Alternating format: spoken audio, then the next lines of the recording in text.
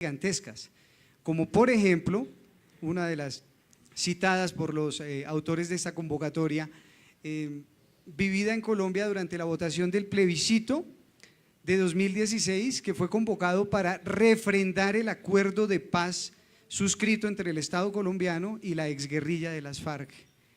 Ese acuerdo de paz pretende poner fin a más de 5 décadas de conflicto armado, de violencia, con esa exguerrilla que ahora se convirtió en un grupo político. Y resulta que cuando el pueblo colombiano es convocado para votar sobre ese acuerdo de paz, si el pueblo colombiano quiere o no quiere refrendar ese acuerdo de paz para poner fin a ese conflicto de tantas décadas, aparecen por ahí subrepticiamente algunos grupos con intenciones, ya sabemos qué intenciones, inventando que el acuerdo de paz tenía unos objetivos distintos a los que en realidad tenía. Y lo más triste y lo más doloroso para Colombia, lo que más vergüenza le hace sentir a este país, es que cuando toda la comunidad internacional felicita a Colombia por el acuerdo de paz, los colombianos votan en contra de ese acuerdo de paz y lo hacen engañados. Lo hacen porque creen que detrás del acuerdo hay algo a lo que denominan, el término ya es conocido en toda América Latina, ideología de género. Y los votantes creyeron en eso, y eso nos pone muy tristes por muchas razones. La primera es porque no leemos, porque no nos informamos. La segunda es porque no somos capaces de levantar la voz y de reivindicar nuestros derechos y de decirle a la persona que está al lado: ven y charlemos, entendámonos, dialoguemos, mirémonos a los ojos. Démonos cuenta de que en medio de muchas diferencias que podamos tener, todos somos seres humanos y tenemos los mismos derechos y vamos para el mismo lado. Y si nos unimos podemos construir en vez de dedicarnos a pelear, en vez de estar, por ejemplo, más de 5 décadas en conflicto armado con un grupo armado ilegal que se llamaba las FARC, que ahora es un partido político, y sobre el cual 3 años después de que se acabó esa guerrilla de las FARC, y ahora que ya es partido político, seguimos discutiendo si sí o si no. Y ellos ya dejaron las armas, cumplieron en ese sentido, ¿no? Y se convirtieron en un partido político. Y si hay alguien en ese colectivo que se llamaba las Fuerzas Armadas Revolucionarias de Colombia que no cumpla lo pactado, pues que lo sancionen y que lo castiguen según las normas y según lo que está dispuesto en el acuerdo. Pero no inventemos cosas y no nos dejemos creer de cuentos que se inventan por ahí para engañar a la gente. Hace 2 días, con motivo de este encuentro, tenía una charla que me gustó muchísimo con el señor embajador de Noruega en Colombia, y estábamos hablando un poco por qué la discriminación y por qué pasan estas cosas en nuestros países. Y él decía: es el miedo a lo distinto, a lo diferente, a lo que no conozco. Y lo más grave, eso salió publicado en El Espectador de hecho, decía: lo más grave es que cuando la gente tiene miedo, le da miedo reconocer que tiene miedo, porque el miedo no es de machos. Entonces, si yo reconozco que algo me da miedo, no soy macho, entonces prefiero, ¿cómo combato el miedo? Pues salgo a denigrar de todo, a hablar mal de todo, o de todas las personas, de todas las corrientes políticas distintas a la mía, de todas las visiones de vida distintas a la mía. Pues por eso tenemos estos invitados, estas invitadas acá, para que nos ayuden a entender un poco cómo se puede, y es la primera pregunta que les quiero hacer, cómo se puede combatir y aprender, especialmente aprender de esas estrategias que han utilizado los grupos que están en contra de la igualdad de derechos y que les han funcionado tanto, que les funcionaron, por ejemplo, para sabotear de alguna manera el acuerdo de paz de Colombia, y han funcionado en otros países para otras cosas. Pues le ayudaron a Bolsonaro a ser presidente en Brasil, ¿no? ¿Cómo aprender de esas estrategias? ¿Cómo hacemos nosotros y nosotras para que en ese ejercicio de construcción de un nuevo mundo al que no debemos renunciar, un mundo más equitativo, más igual, más respetuoso, tenga cabida todo el mundo? ¿Y cómo hacemos para que la gente no se deje engañar por lo que aparece en las redes sociales? Quisiera comenzar, no sé, tal vez con José Manuel. ¿Sí? De primero, a ver, ¿qué hay que hacer? ¿Cómo se puede aprovechar y aprender de esas experiencias? Por favor. Gracias. Hola a todas, a todos, a todes. Yo, sinceramente, no creo que tengamos que aprender de ellos o ellas, ¿no? Me parece que tenemos una muy rica experiencia dentro de los movimientos sociales, movimientos LGBTI, movimientos feministas, que han sido experiencias construidas desde dentro, ¿no? Entiendo la pregunta, por supuesto, y me parece que es relevante poder sobre todo como entender quizás por qué les ha funcionado. Me parece, ¿no?, que esa sería un poco lo que hay que tratar de desilvanar. ¿Por qué les ha funcionado esto? ¿Por qué han logrado hacer estas candidaturas con éxito? Bolsonaro, los acuerdos de paz acá, etcétera. Yo creo que una puede mencionar varias dimensiones, varias ideas, pero quizás dos como centrales, me parece. La primera es que creo que han logrado crear una estrategia de movilización, como tú bien decías, muy exitosa, porque la han centrado en el pánico moral. O sea, el miedo moviliza. Y se sabe que el miedo moviliza, ¿no? El miedo, y no es cualquier miedo, es el miedo al otro, a la otra, ¿sí? Es ese miedo que ellos mismos construyeron a través de discursos como la ideología de género, porque la ideología de género no es solamente un discurso al azar, es una estrategia de movilización. Si yo creo a un otro, a una otra que está al frente de mí y que lo presento como una amenaza a mi propia existencia, eso me moviliza porque me da miedo. Si me están amenazando, si están diciendo cosas como con mis hijos no te metas, supuestamente los hijos están en peligro con esta ideología de género. Si están diciendo no homosexualicen a mis hijos, el rayo homosexualizador, el rayo gay que decían hace un rato, no hace un rato, ha atravesado el rayo gay por acá a todo el mundo. También es un pánico moral que se está tratando de activar, ¿no? Esa idea de que van a destruir a la familia, etcétera, etcétera. Entonces me parece que lo que han hecho es una estrategia de movilización en función o en base a una grieta, a una brecha, a un clivaje que ellos mismos, ellas mismas han construido para poder movilizar a las masas, a un sector no menor de la población, en torno al pánico que representaría esto de las amenazas que se ciernen sobre la sociedad gracias a los movimientos LGBTI, los movimientos feministas y esta ideología de género que los engloba a todos y todas. Yo sinceramente creo que no hay que entrar en ese juego. Creo que desde este lado, más que nada, más que entrar en ese juego de construir a un otro como un enemigo gigante, lo que hay que hacer es hacer lo que siempre han hecho los movimientos feministas y LGBTI, reforzarlo bien. Es jugar el juego de la igualdad, de la paz, de la inclusión, que en eso acá hay cancha, ¿no? Acá hay experiencia, acá hay producción discursiva, hay prácticas, ¿no?, vinculadas con incluir a las personas, incluir al otro, a la otra, borrar la frontera que nos separa del nosotros del otro, o de la otra. Eso me parece que es una práctica feminista histórica, una práctica LGBTI histórica, y eso me parece que es mucho más importante reforzarlo que reforzar una barrera entre un nosotros y un otros para movilizar a las masas, ¿no? Eso me parece como una primera cosa. Y una segunda cosa que creo que hay que mencionarlo. Ellos y ellas han tenido una estrategia relativamente exitosa también porque han sabido jugar mucho en el campo de lo popular, especialmente los sectores evangélicos, ¿sí? O sea, si el catolicismo siempre fue una cosa vinculada en América Latina con las oligarquías y todo eso, los evangélicos, las evangélicas conservadoras, lamentablemente, han irrumpido en sectores populares desde hace más o menos 40 años.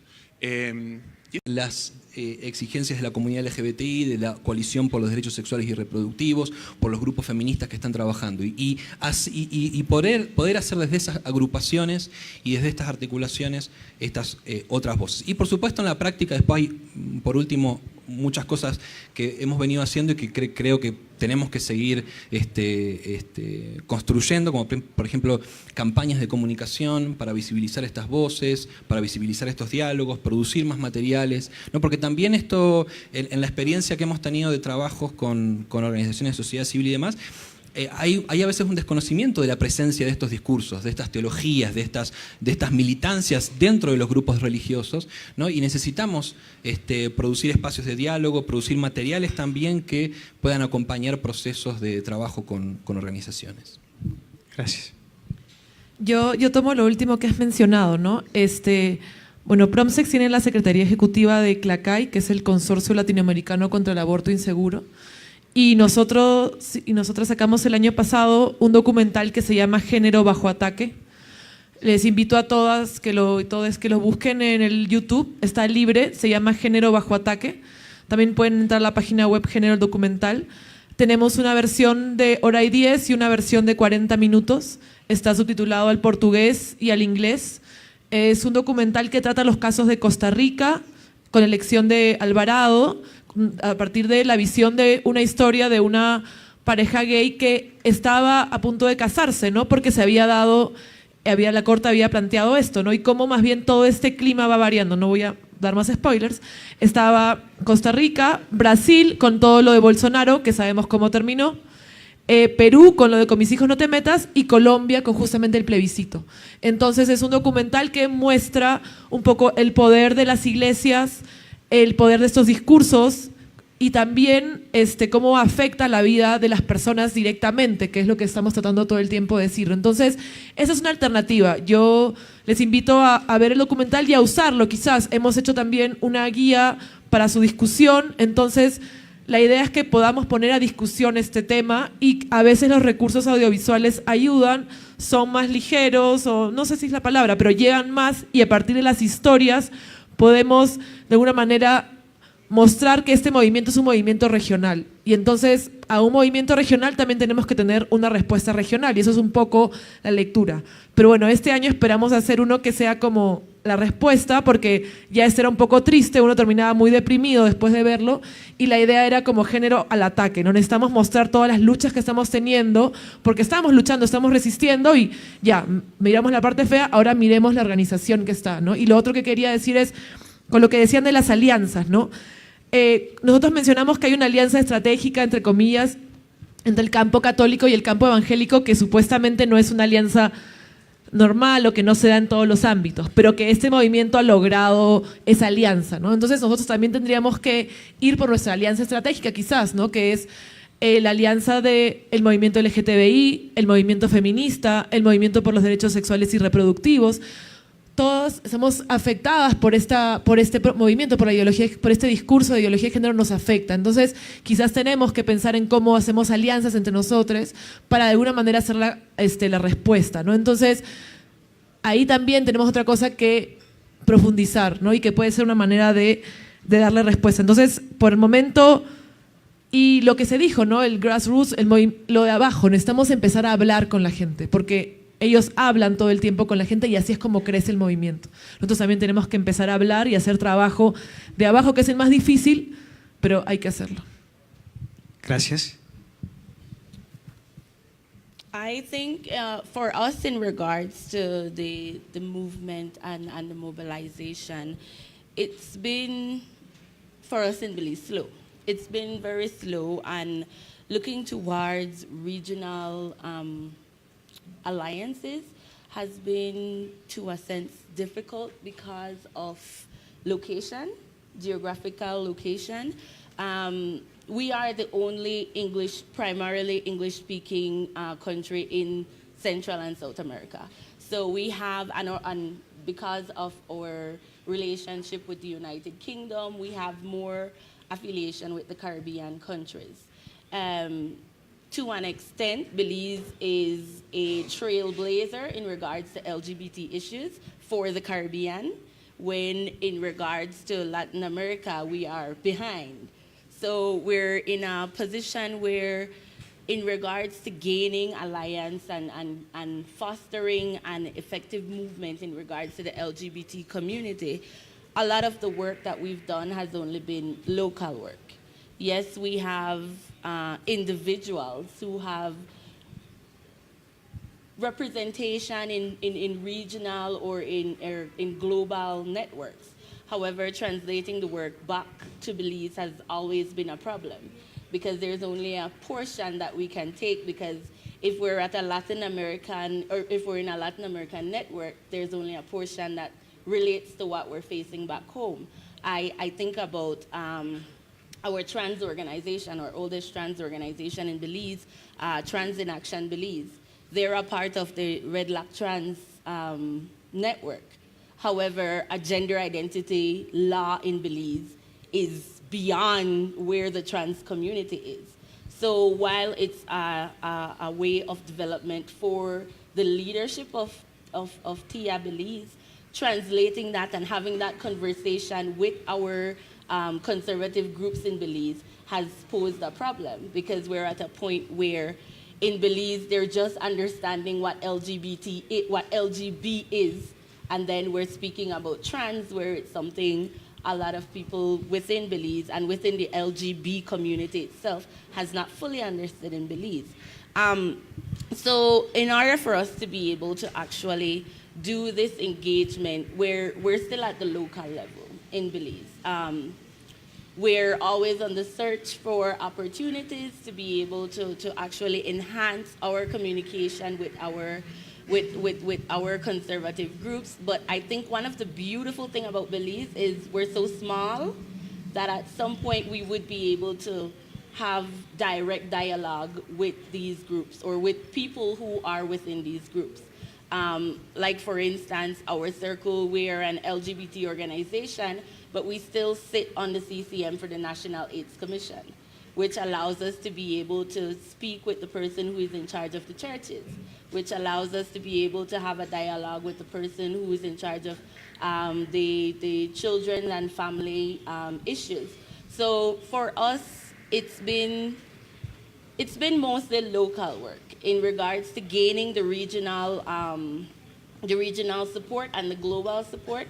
We're still at a point where majority of what is happening outside of Belize cannot be fully translated by these networks that we have been reaching out to and have been going out to. So majority of it gives us strategies to use back home. However, while we have the strategies, a lot of the conversations that we take back home are conversations that our country isn't ready for or is unable to understand. I remember we had to come together as an LGBT community to realize that beyond moving the decriminalization of same-sex activities in Belize, we realized that while this amendment was occurring, our LGBT community was still not understanding what the implications of that law meant for us. Some of us were under the impression that that meant, oh, we can get married now, which in actuality it wasn't. It was just the fact that the MSM population would have been able to not be criminalized for engaging in same-sex relationship. So what we had to do was rightfully speak to our community and enlighten them and engage them, actually involve them in the work. Because for about 10 years, if we would go back 10 years, there was only UNIBAM. There was only that one LGBT organization, and the only face was Caleb. And not everyone could have related to Caleb. Not everyone understood what Caleb was doing. So the decriminalization of same-sex relationships in Belize, and I always tell Caleb that he makes it sound so well when he says it was a lonely fight, but it actually was, because to him that was something, because of his exposure, that was a priority in his mind. But locally, we weren't there yet. So we had to come together, do damage control, and get our community up to where we needed them to be in order for us to be able to move further with our LGBT movement. So my big thing with the movement and being able to mobilize and strategize is we have to be careful not to be moving beyond what the community actually needs. So while we're having these dialogues with our conservative groups, we need to also come back and have dialogues with our community. Or in the end, we'll end up like Caleb rightfully describes it, a lonely fight, where it's only us. And then we lose what these conservative groups have, which is the unity and the strength in their numbers. So I think that's one thing in regards to the mobilization, having a two-way communication with the conservative groups and with our community. Gracias, Delicia. José, por favor. Gracias. Sí, yo estoy de acuerdo con todo lo que han dicho, la verdad. Esa es mi respuesta. No, Muy bien. Poder de síntesis. En realidad sería mi respuesta. No, pero quizás como para... Quizás para complementar solamente. Yo creo, la pregunta era cómo ganar más votos, más Sí, movilización. ¿cómo convertir ¿no? esa movilización, por ejemplo, en votos? Para tener Sí. representación política, para que se sienta más, sea más evidente. Sí, realmente estoy de acuerdo, punto. No, yo creo que, a ver, si ellos han logrado movilizar masas y sobre todo masas de sectores en algunos países excluidos, ¿sí? Más marginales, es porque han sabido aprovechar, como bien decía recién Nicolás, el vacío que ha dejado el Estado, nuestros estados, y me parece que eso pasa en toda América Latina, al dejar justamente esos sectores populares marginalizados, sin servicios, sin derechos, ¿no? Eso no es nuevo en América Latina, ¿no? O sea, durante todo el siglo XX la Iglesia Católica fue la que se metió en los barrios antes de estar obsesionada con la sexualidad, antes que llegara Juan Pablo II en el 78 y empezara a pensar en el cuerpo, el sexo y el deseo. La Iglesia Católica tenía una visión mucho más social y se metía en barrios populares, digamos, se embarraba las manos, ¿no? Pero era porque el Estado le dejaba ese vacío. Yo creo que acá estamos hablando de algo, sin mencionarlo, que es el neoliberalismo. Cuando llega el neoliberalismo, en los años 80, 90, dependiendo de cada país, refuerza esa estructura de exclusión. O sea, el Estado se retira aún más, el Estado encuentra una justificación económica para retirarse de los sectores populares porque se privatizan los derechos, porque el Estado tiene que achicarse, porque tiene que haber un equilibrio financiero y el Estado no puede ser tan grande, etc. Y ese vacío, ese refuerzo de ese vacío, lo han sabido usar muy bien los sectores neoconservadores, algunos católicos, pero sobre todo los sectores evangélicos conservadores. Y por lo tanto a mí me parece que la lucha y la lucha de nuestros movimientos, de los movimientos subalternos, pongámosle ese nombre, debe ser una lucha antineoliberal. A mí me parece al menos que nuestra lucha debiese ser también una lucha antineoliberal. Porque si el neoliberalismo está permitiendo que esos espacios sean ocupados por estos sectores, entonces debemos tratar de cerrar esos espacios, no solamente trabajando con los sectores populares para lograr esa adhesión, esa movilización, ese cambio cultural, ese cambio material también, sino que además hay que intentar que el Estado deje de retrotraerse, porque algo muy importante es que para que se garanticen los derechos sexuales y reproductivos y los derechos vinculados con la orientación sexual y identidad de género, no solamente se necesita que esos derechos se cumplan desde el punto de vista formal, o sea que hay una ley, un papel. Hay que tener toda una materialidad debajo, todo un set de estructuras que solamente las puede dar el Estado para que no solamente el papel diga las personas trans tienen derecho a la salud, sino que tiene que haber hospitales que permitan con médicos y médicas capacitados y capacitadas, sensibilizados y sensibilizadas para que las personas trans accedan a servicios de salud, para que las mujeres puedan abortar sin sufrir violencia obstétrica, en fin, para lo que todos y todas ya sabemos, ¿no? Entonces, y eso lo garantiza el Estado, y no lo garantiza un Estado neoliberal que no tiene dinero. Lo garantiza un Estado que es capaz de fortalecer esos servicios. Yo soy de Chile. En Chile, las listas de espera para las personas que no tienen un seguro de salud, que en Chile se llaman ISAPRES, que acceden a salud gratuita a los hospitales, bueno, las listas de espera son de, en promedio, 417 días. Una persona para atenderse en un consultorio de un hospital necesita esperar 417 días en promedio. El año pasado murieron solo en el primer semestre 9.000 personas esperando ser atendidas. Bueno, eso es un Estado neoliberal. Eso es un Estado que no es capaz, que te garantiza el derecho a la salud porque está en la Constitución, pero no es capaz de garantizar materialmente ese acceso, o a la educación, o a una jubilación digna, ¿sí? Para eso se necesita un Estado. Entonces me parece que la lucha de los movimientos, de nuestros movimientos, tiene que ser una lucha antineoliberal, porque solamente bajo esa premisa podemos empezar a satisfacer las condiciones materiales de las poblaciones que están excluidas por su raza, su género, su sexualidad, su clase, y quitarles espacio a los sectores neoconservadores que, en parte, están con sus recursos, porque efectivamente tienen recursos, están satisfaciendo esas necesidades desde un punto de vista asistencialista generalmente, o a través de promesas como el famoso pare de sufrir, que logran captar a sectores excluidos con la promesa de la prosperidad, ¿no? Entonces me parece, esta por supuesto es mi posición personal, política personal obviamente, pero me parece que nuestra lucha también tiene que ser una lucha articulada desde lo antineoliberal. No porque lo antineoliberal vaya a garantizar necesariamente eso. Sabemos, la experiencia de Ecuador con Rafael Correa, no los que tienen un discurso antineoliberal necesariamente van a ser progresistas, pero sí me parece que el neoliberalismo está habilitando espacio para los sectores neoconservadores que hay que cerrar. Eso.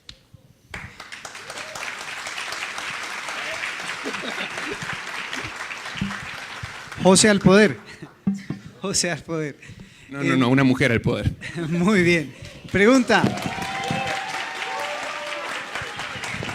Sí, soy un populista. Ah, ahí está. José, perdón, pero una pequeña interpelación. Entonces, ¿no es posible desde el neoliberalismo que exista esa equidad y esas condiciones para que todos los grupos humanos en cualquier país sean respetados por igual y puedan desarrollar su libertad personal, etcétera, etcétera? La pregunta es directamente para ti. ¿Por qué? Porque hiciste un discurso antineoliberal que yo dije, bueno, pero quiero saber si sí o si no. No, yo soy de la posición de que no. Y yo soy de la posición además de que... yo creo que esta oleada neoconservadora que estamos viendo en América Latina no es casual que esté llegando de la mano de una segunda oleada neoliberal en muchos de nuestros países, ¿no? Hay países que podemos discutir eternamente si se fue alguna vez neoliberalismo, si no se fue, sí, podemos discutirlo y podemos hacerlo. Pero esto me parece que es como un remake, ¿no? Viene una segunda oleada súper neoliberal, de profundización del neoliberalismo y viene de la mano del neoconservadurismo. Algo que conversábamos hace un rato recién, cuando estábamos hablando con los compañeros y compañeras vinculados con temas de sexualidad, religión, etcétera, es que a muchos y a muchas nos llama la atención que esta movilización de un discurso conservador, neoconservador, que exalta la idea de la libertad para restringir libertades. O sea, cuando hablan de cosas como, bueno, con mis hijos no te metas, a mis hijos los educo yo, para poner el mismo ejemplo. A mis hijos los educo yo, o sea, yo tengo que tener la familia la libertad para educar a sus hijos. O cuando hablan de cosas como la libertad de religión. Cuando proponen proyectos de libertad de religión, como nos contaban recién los compañeros de Puerto Rico que están con ese tema muy candente. La libertad de religión es una excusa para poder permitir la libertad de discriminación, básicamente escudándose en las creencias personales. Entonces, hay una exaltación del discurso de libertades muy propio del neoliberalismo, muy propio de esa idea neoliberal de somos todos libres, las empresas son libres, los individuos son libres, etcétera, que le hace mucho el juego a este neoconservadurismo que exalta la libertad para restringir la libertad. Entonces me parece a mí que, no te diría, no, sí te digo, me parece que no se puede compatibilizar neoliberalismo y derechos sexuales y reproductivos, porque el neoliberalismo vacía de contenidos los derechos sexuales y reproductivos. En el papel, el neoliberalismo te deja hacer todo lo que quieras en las leyes. El contenido material, no estoy seguro. Bueno, la postura de José Manuel Morán desde Argentina, de la Universidad de Córdoba. Ya vienen las preguntas del público, pero antes de eso quisiera que levanten la mano las personas que están en la mesa principal en el orden en el que quieran contestar la siguiente pregunta.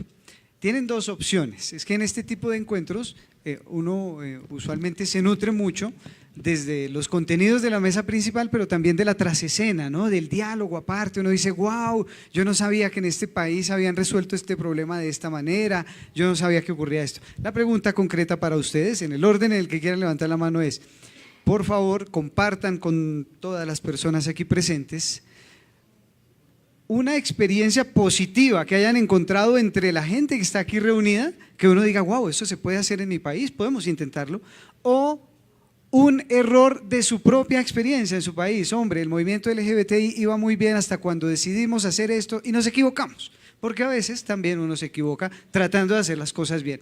Entonces, cuéntenos un error para que no lo cometamos o regálenos una experiencia de las que hayan visto entre la gente que está acá con nosotros. ¿Quién primero? Por favor. Aquí hay tres, sí, aquí hay tres, por favor. Vamos entonces con Gabriela. Voy a hacer un poco de trampa, lo voy a enlazar con lo último, pero estaba pensando en el concepto de la familia, ¿no? Primero ellos han hablado de la familia, nosotros decimos las familias, y nos han endilgado la idea de que somos enemigos de la familia, ¿no? Hemos permitido que le digan al feminismo, al movimiento LGBTI, ustedes son enemigos de la familia. Entonces ahí yo creo que hemos cometido el error de aceptar que nos digan eso. Nosotros no somos enemigos de la familia. Y creo que con lo último que dijo él, de repente quien es enemigo de la familia es el Estado neoliberal, por ejemplo, o los políticos, la falta de políticas que velen por los derechos de las familias.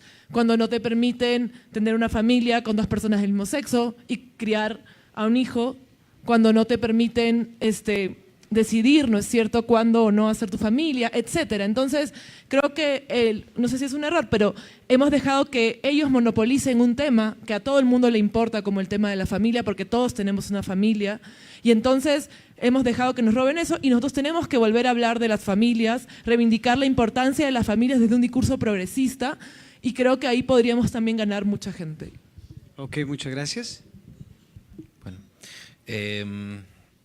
a ver, no sé si plantearlo como en esto que vos planteabas, ¿no? Una experiencia positiva, otra negativa. Bueno, la experiencia positiva ha sido, creo, lo que ya me expresé de que aquí hayan organizaciones y personas que estén trabajando desde una perspectiva religiosa con el tema de diversidad y pudiendo mostrar otro tipo de ejemplo, pudiendo sentarnos en la mesa con organizaciones y espacios políticos y poder soñar, pensar, digamos, otras estrategias. Pero justamente en este diálogo que hemos tenido han salido como varios elementos que necesitamos repensar. No los marcaría como errores en ese sentido, sino como, digamos, discursos, ideas, prácticas que están muy presentes entre nuestros espacios de militancia, nuestros espacios de trabajo de incidencia pública, con organizaciones de sociedad civil, etcétera, ¿no? De justamente cómo se comprende en este caso digamos, el lugar de lo religioso, ¿no? Como una posibilidad. En esto quiero ser, o sea, con todo respeto, pero quiero ser, volviendo al ejemplo que daba, ¿no? de cómo los grupos neoconservadores con la derecha política han sabido articularse muy bien, mientras que en los grupos más críticos, vinculados con el tema de la diversidad y lo religioso, con muchísima razón, siempre ha sido, digamos, un elemento, digamos, de resistencia y de negación. Reitero, con mucha razón de ser, y durante la conferencia y el evento que hemos tenido, el tema religioso ha surgido en muchos momentos.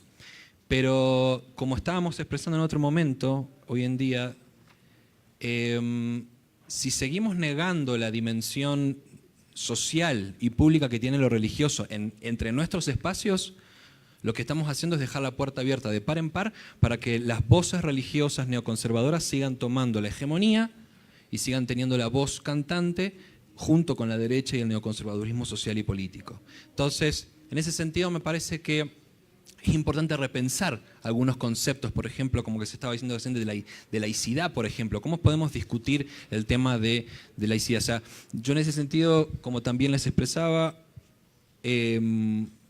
los espacios neoconservadores ahora me refiero a los últimos años, están queriendo precisamente motivar leyes y protocolos con respecto a la libertad religiosa, como bien se estaba diciendo, de esta perspectiva de, bueno, yo soy religioso o religiosa, yo tengo mi creencia, por ende, si yo me niego a políticas de diversidad sexual, a temas de educación sexual, es porque tiene que ver con mi opción personal religiosa, ¿no? Entonces, hay toda una cuestión muy estratégica, es liberal, digamos, de este enmarque liberal de la libertad religiosa, pero la cuestión está en cómo podemos en realidad, o esta es mi propuesta y la propuesta que hemos estado debatiendo, es decir, bueno, pero ¿cómo podemos pensar la libertad religiosa en otros términos? O sea, no dejemos en manos de estos sectores que hablen de libertad religiosa desde esos ámbitos, sino cómo podemos hablar de libertad religiosa desde la perspectiva de los derechos humanos y desde el sentido de la pluralidad, ¿no? Porque en las religiones, y este es otro tema también, hablando de,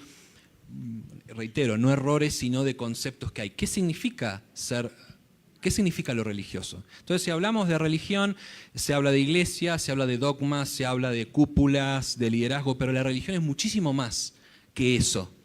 La religión y la fe tienen que ver con construcciones de la subjetividad, con maneras en que muchas personas, desde el valor de la trascendencia en sus muy diversas voces, construyen su realidad y su manera de ver la realidad. Entonces, desde esa perspectiva, yo creo que, y desde relecturas de lo religioso, de la implicancia de las espiritualidades, creo que nos podría dar algunas claves para desde nuestros espacios, desde nuestros discursos, desde el tema de derechos humanos, pensar. Y nuevamente, no, o sea, hay que cerrarle camino a estos grupos porque se están reapropiando de estas herramientas. Y acá, complementando, a ver, estuvimos hablando de la vinculación que hay entre el crecimiento de los espacios neoconservadores y las crisis en representaciones políticas y económicas. A ver, no caigamos tampoco en este extremo de, bueno, la religión es el opio de los pueblos, o sea, decir que la religión es simplemente un problema sistémico y nada más. La religión no es eso. La religión no es, o sea, por supuesto, y en esto no voy a ignorar que justamente frente a crisis sociales y demás, los fenómenos religiosos tienden a mutaciones de crecimiento, de cambio y de transformación, pero lo religioso no es solamente eso. Creo que lo religioso también, o la espiritualidad, la fe, es un modo de construcción subjetiva. Y es posible reinterpretar, más allá de las voces hegemónicas, más allá de los grandes discursos neoconservadores presentes y cada vez más públicos, repensar lo religioso desde otro lado. Entonces, en ese sentido, reitero, no de errores, sino de cómo podemos repensar algunos conceptos, algunos reduccionismos que hay con respecto a lo religioso, a la vinculación entre lo religioso y la vida cotidiana y la política, por ejemplo, y darnos ese ejercicio. No tomar por sentado muchas cosas. A veces en nuestros espacios de militancia y en espacios políticos, Estado laico, religión y demás, nunca lo hemos estudiado, pero lo aceptamos tal cual los manuales de ciencia política lo dicen. Y no, repensemos, problematicemos, porque esa problematización nos va a abrir puertas de estrategias que hasta ahora no hemos desarrollado, y sí lo han desarrollado grupos neoconservadores con bastante éxito. Gracias, Nicolás. Como dicen las abuelitas, queda uno pensando con todo lo que le cuentan acá en estos encuentros. Dericia, por favor. I'm definitely, selfishly, gonna jump on the bandwagon of family, because with being such a religious region and having a lot of religion within majority of the principles that are operated on, it's been very disheartening that we feel as an LGBT movement that we must stray away from discussing family, stray away from discussing our children. It's only by attending here that I've heard of, not my kids, not my children. It's only by attending here, and I started Googling it yesterday, to see what it was about. And I feel even with us, we have 6 LGBT organizations operating in Belize, and none of them cater to the youth population because of the fact that we're scared to start the conversation about sexual orientation and gender identity with people under the age of 18. I remember we had a campaign for a comprehensive sexual reproductive manual for schools. And unfortunately, the conservative groups were louder than us, that the Ministry of Education took out sexual orientation and gender identity out of this manual. We also had a gender policy, which catered to sexual orientation and gender identity. Unfortunately, the conservative groups, again, were louder than we were.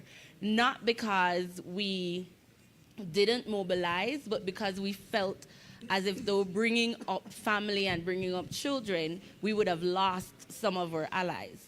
When in actuality, it's just an internal fear that we've developed. So I think giving these conservative groups an upper hand in regards to addressing family, what family should look like, and who makes up a family, I think we've lost a lot of ground, particularly in taking away the sexualization of the LGBT community.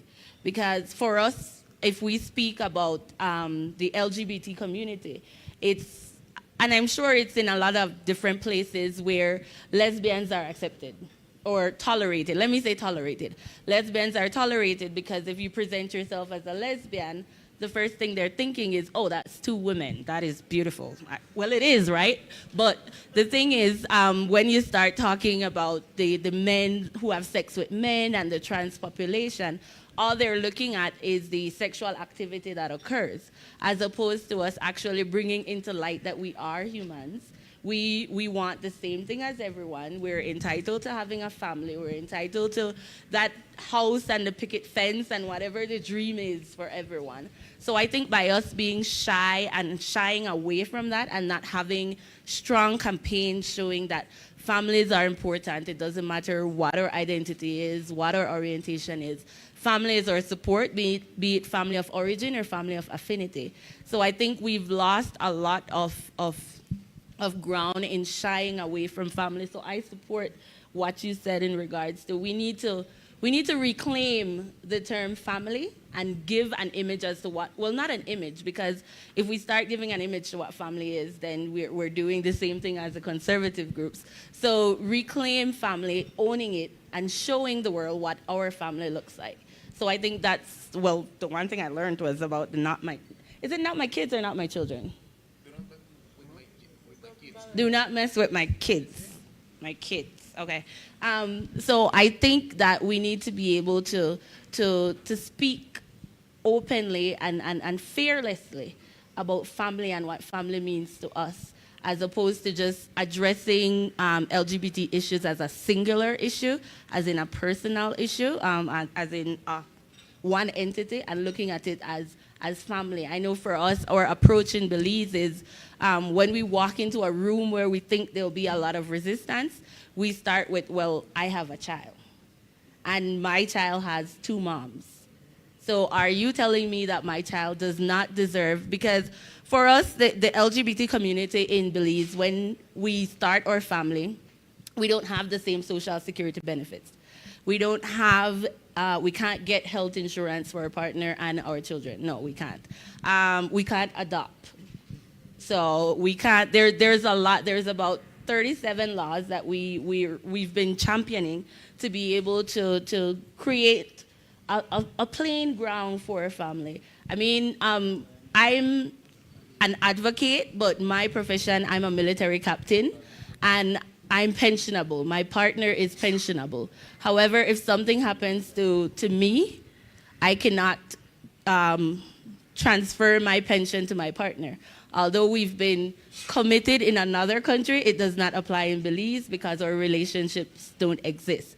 I am my son's biological mother, so my partner cannot have any legal say when it comes to our son. We're both in the military. I can get leave, maternal leave. She can't, because that's not her child, according to Belize.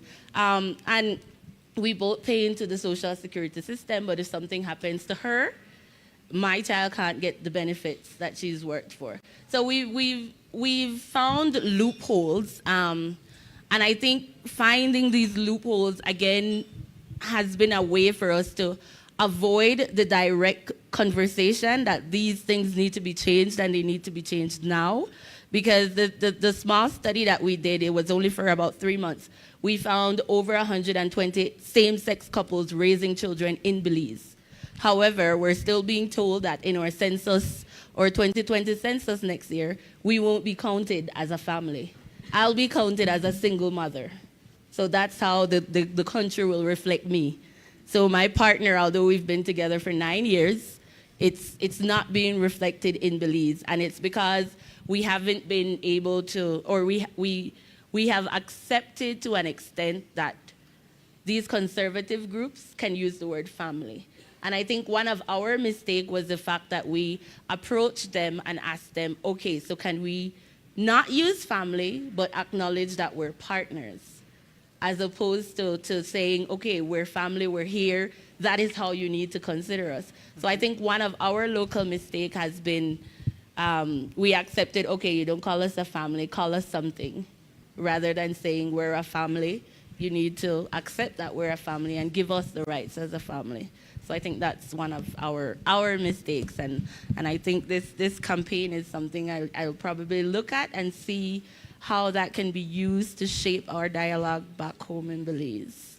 So, Thank you. José, ¿pasas?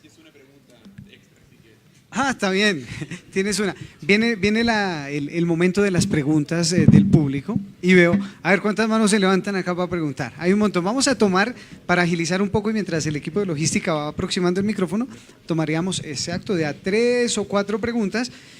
Antes de que venga la primera, les doy 2 datos que demuestran, digamos, que nos pueden poner a reflexionar. El primero es que me dicen que la gente está comentando a través de las redes sociales. Luego, el tema es interesante, hay que seguir hablando del tema, hay que seguir, por favor, hay que fomentar la discusión. Tenemos que discutir. El segundo es que me están regañando porque dije que que de dónde saco yo que hubo, espérate, perdón, de dónde saco yo que hubo,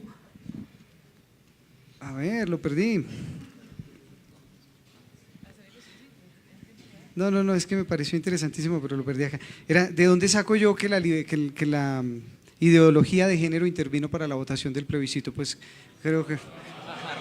Yo quisiera que esa respuesta se escuche para la gente que me están regañando en Twitter por eso. ¿De dónde lo saco? Pero… ¿cierto? Pero aparte del démosle un dato a las personas para que recuerden, porque es importante, solo uno, que está en el libro de Juan Manuel Santos sobre el proceso de paz, está perfectamente documentado y dice que en efecto hubo 67 condiciones de las personas que se oponían al acuerdo de paz, que de esas se conformaron unos grupos para discutir con el gobierno a ver cuáles aceptaban y cuáles no, porque así es la democracia, se discute, se dialoga y decidimos que aceptamos y que no, que la gran mayoría, más de 50, eran sobre temas religiosos. Y agrega el señor Juan Manuel Santos un dato buenísimo, que cuando llamó a los grupos católicos para decirles, venga, ¿cuáles son sus 50 objeciones a la paz? Dígame, ¿cuáles son sus 50 y pico? Eran más de 50. ¿Dónde están? A ver, dígame, demuéstreme acá en el acuerdo de paz dónde dice ideología de género, o dónde está que vamos a atentar contra eso que usted cree que vamos a atentar. Y el clero, los jefes religiosos del catolicismo en Colombia le dijeron, qué pena, señor presidente, qué vergüenza con usted, eso compruébenlo, está en el libro y está en la presentación en todas partes, qué pena, no lo sabemos, nos dejamos engañar por el discurso conservador de algunas personas que lo afirmaban, pero no nos consta. Y después vino el Papa Francisco a Colombia y el Papa regañó a los altos jerarcas del catolicismo en Colombia por esa razón, los regañó. Ojo con es el problema de no leer y de no informarse. Preguntas del público, la primera, por favor. Tu nombre, por favor. Mi nombre es Armando Villota. Okay. En primer lugar, mis reconocimientos por el trabajo que ustedes realizan. Es necesario derrocar ese discurso del odio por vía del fundamentalismo religioso. Como me pidieron ser conciso, quiero hacer esta pregunta. Todos sabemos que el fundamentalismo religioso alimenta el discurso de odio que conocemos, ¿cierto? Y eso lleva a que o nos amenacen, o nos maten, o los más jóvenes, sobre todo adolescentes de la población LGBTI, se suiciden. Eso incrementa los índices de suicidio. Mi pregunta es, ¿cómo combatir ese discurso del odio, de ese fundamentalismo religioso y no morir en el intento? Y esto lo quiero decir porque en el contexto como el colombiano, en donde líderes y lideresas nos están asesinando en los territorios, no tenemos garantías de seguridad y en donde cuando nos atrevemos a discutir contra esos poderes, nos convertimos en objetivo militar. Entonces, ¿cómo hacer para no morir haciendo lo que tanto nos apasiona que hacemos? ¿Y cómo no morir en ese intento de cambiar por un mundo mejor? Vale. Por un mundo, por nuestros países, para que nuestros países sean mejores. Listo, muchas gracias, Armando. Siguiente pregunta concreta, acá en la mesa toman nota y ya vamos a recoger 4. Hola. ¿Dónde está? Ya. No me ves. Okay. Buenas tardes, Robinson Chaparro, del Departamento del Gobierno Sur de Colombia.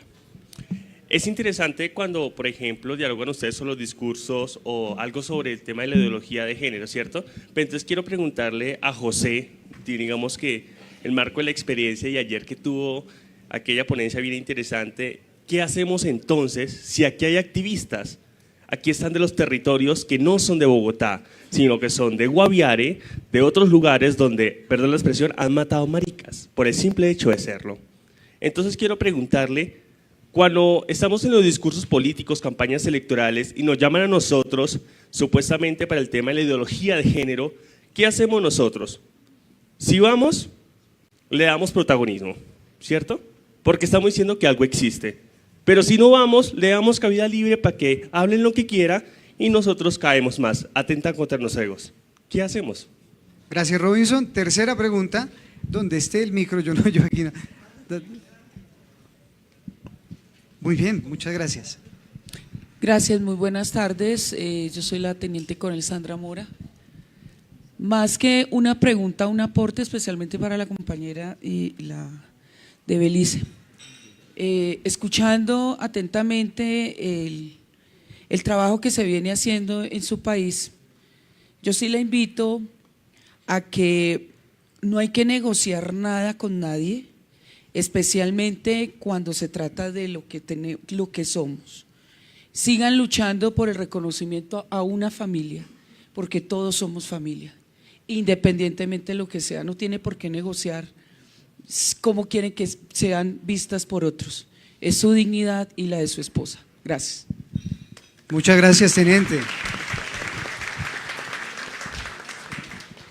Buenas tardes, mi nombre es Natalia Salas, vengo de la ciudad de Cali, acá en Colombia, y la siguiente es una pregunta, pero también que surge desde una reflexión, y es cómo promover las convergencias que necesitamos, digamos, como personas disidentes de la configuración hegemónica del género y de la sexualidad, cuando, digamos, hay sectores que de alguna forma han encarnado pues históricamente y se les reconoce el tema de la reivindicación social pues a partir de un discurso de lucha de clases y de disminución de las desigualdades, pero de alguna forma también personas de estos sectores caen en dogmatismos, y cuando las personas, digamos, de centro y centro derecha planteamos que hay que avanzar hacia este tema del reconocimiento de los derechos sexuales y reproductivos, nos toma como que nosotros no somos legítimos representantes porque encarnamos a la burguesía y somos hijos cachorros del imperio yanqui.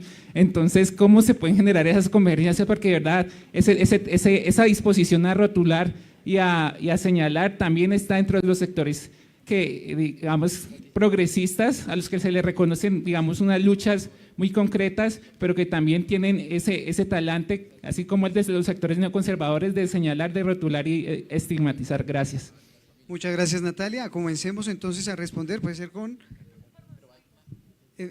intentemos contestar estas, y si nos da el tiempo buscamos más, ¿vale? Porque me están diciendo que tengamos…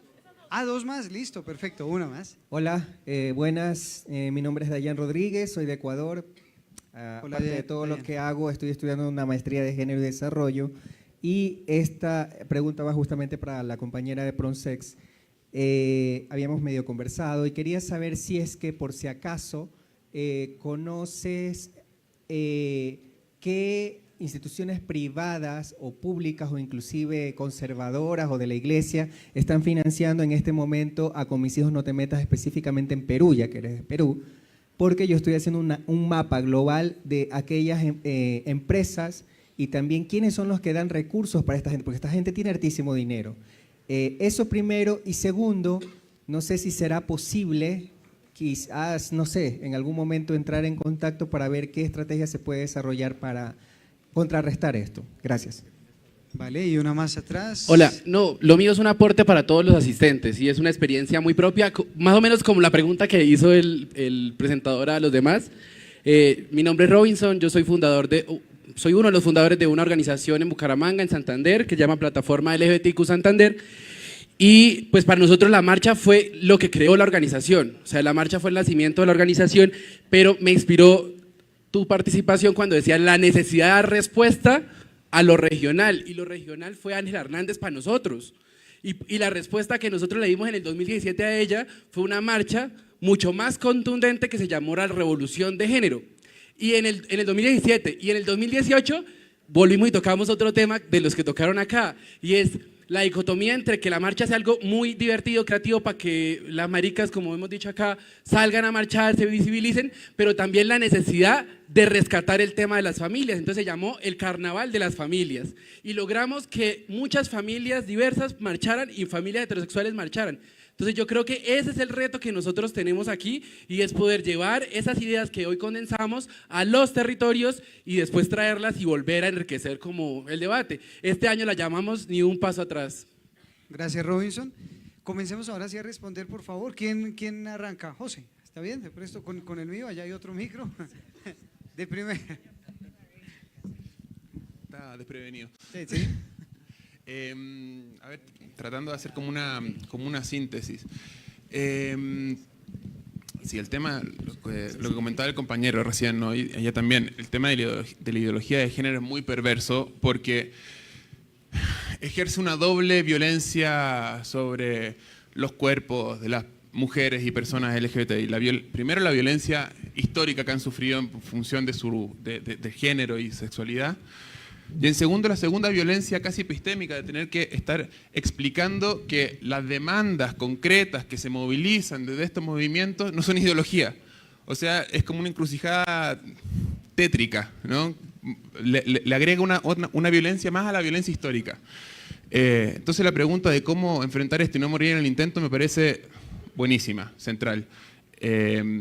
Por supuesto que no tengo una respuesta absoluta a eso, pero me parece que, rescatando lo que mis compañeras y compañeros decían recién, las alianzas. O sea, acá hay que rescatar el concepto no solamente del autocuidado, sino del cuidado mutuo entre compañeros y compañeras y compañeres, ¿sí? A nadie hay que pedirle poner el cuerpo acá, porque ya demasiado se pone el cuerpo contra la violencia histórica basada en género, sexualidad, raza, clase, ¿sí?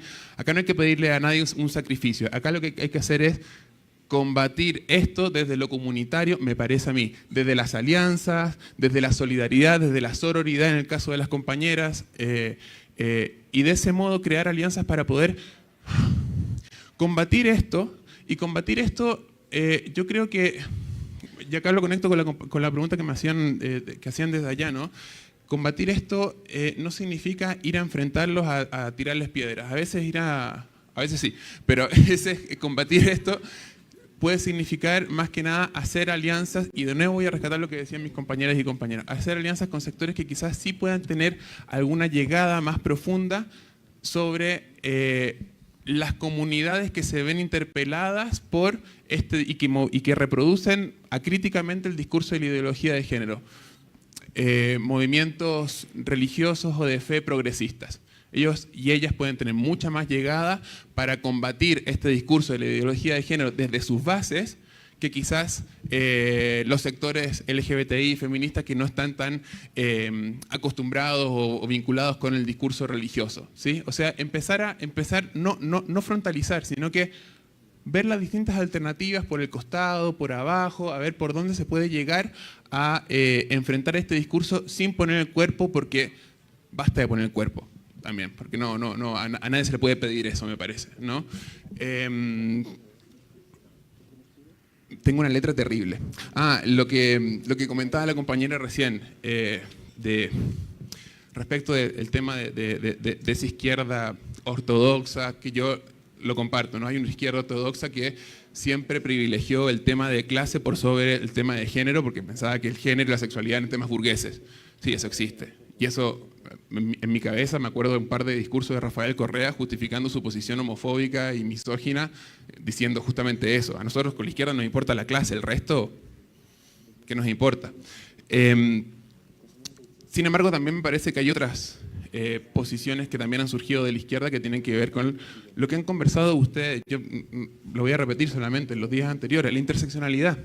O sea, eso también ha sido la respuesta que se ha generado para decir, si no hacemos políticas, o sea, si vamos a hacer políticas de género y de sexualidad sin pensar en la clase y en la raza, y en otras dimensiones, lo que vamos a hacer es convertir a las políticas de género y a las políticas de sexualidad en políticas de reproducción del racismo y políticas de reproducción del clasismo. Entonces a mí me parece que, independientemente de las etiquetas, izquierda, derecha, etcétera, que a mí me importan, pero entiendo que son etiquetas lábiles también, la interseccionalidad y la interseccionalidad práctica, no solo teórica, ¿no?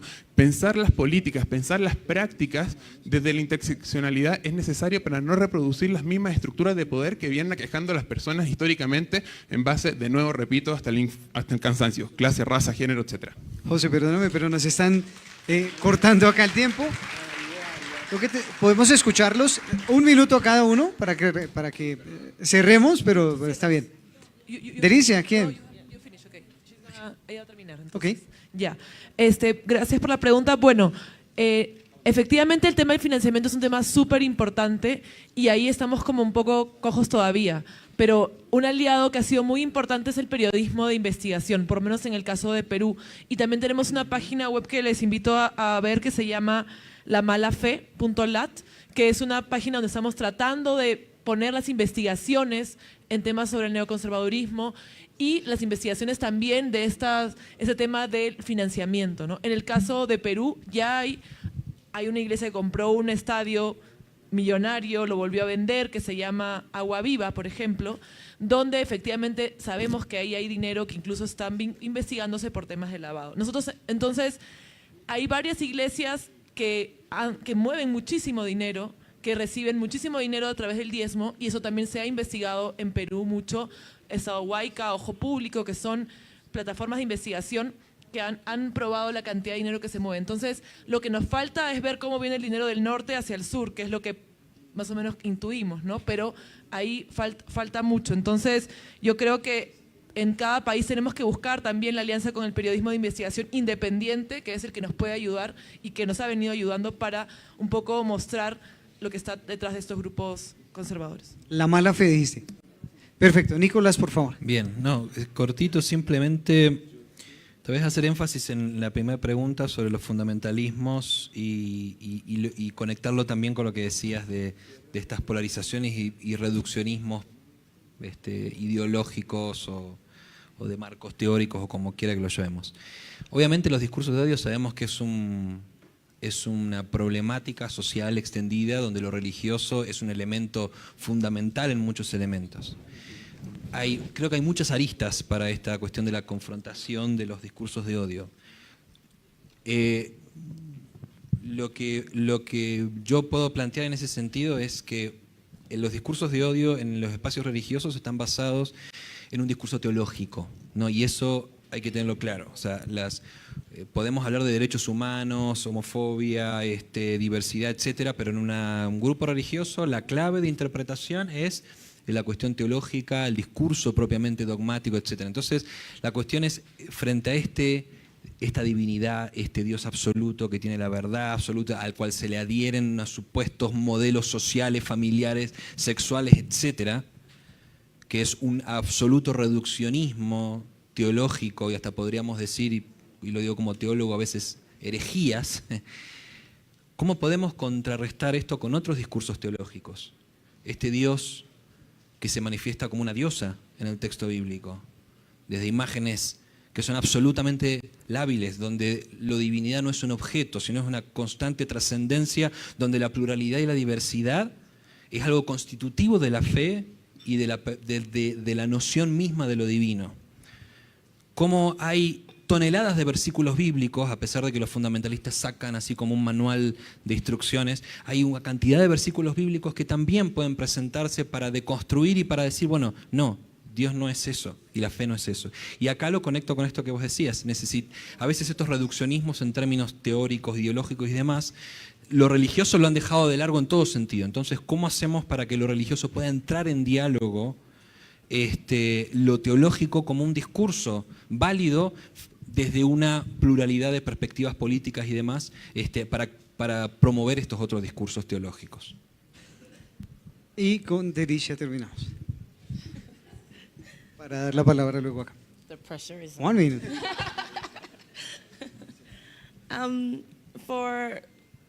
Just as a closing, I must say that being here has actually opened my eyes in regards to being able to be in a space where not only LGBT civil society, but also persons representing religious entities can be within the same space. This is something that would never have occurred in Belize. We actually held for the International Family Equality Day on May 5th. We tried to hold a national symposium working towards the inclusion of diverse families. Again, that has been one of our strategies, because we realized when we started talking about LGBT families, we were separating ourselves from a lot of different connections and intersectional issues that we could have actually tapped into. So by us having publicly utilizing diverse families, we've been able to not only capture LGBT families, but we've been able to capture single families, single parent families, families of origin. So it has allowed us to be able to engage some of these conservative groups in order for us to be able to move a step farther. At our symposium, we tried to get religious participants there. We tried to get national participants there. I must say Belize is still to an extent progressive, because we were able to secure government officials at our Family Equality Symposium. However, the churches, they confirmed but never showed up. But I think from listening to all this experience, I'm a young advocate in this, and it's only been driven by personal experience, the work that I do. I think there's a lot to be learned from us in Belize in regards to not only our LGBT families, but the LGBT movement on a whole. So thank you for the opportunity, and I do appreciate the colleagues that were up here as well. Muchas gracias por compartir la experiencia, gracias a todos los panelistas, al público maravilloso y a quienes acompañaron la transmisión a través de internet. Gracias, Elber. Muchas gracias, José, Gabriela, Nicolás, Direxi. Muchas gracias por sus aportes a la discusión. Creemos que es muy importante concertar estrategias para contrarrestar la influencia política de los movimientos religiosos. A continuación,